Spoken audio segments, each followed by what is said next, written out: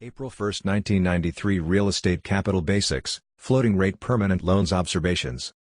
Key negotiating points for funding floating rate deals are suggested as follows. Manageable payment and interest rate ceilings and floors help all parties manage risk.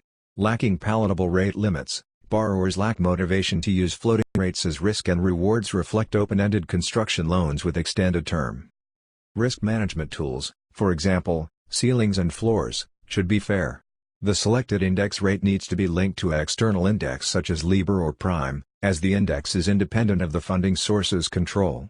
Otherwise, an internal index forces all parties to depend upon the funding source's management and pricing mechanisms to equate to, or outperform publicly listed indices.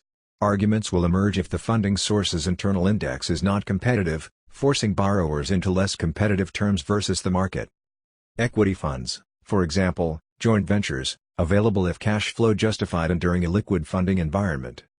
Rate index switching selectively offered to provide for more optimized pricing. For example, option available to change index used in the loan term, for example, change from bank prime rate to LIBOR. Interest rate hedging with futures contracts may be used to reduce borrowers' exposure to dramatic interest rate fluctuations.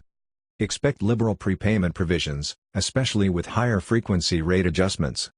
Some funding sources, namely life companies and agencies, allow for conversion to fixed-rate debt, an attractive option.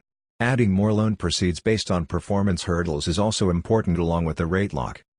Below-market teaser rates with short readjustment windows should be negotiated for longer terms. Higher ceilings and floors selectively available, rather than purchasing interest rate hedges.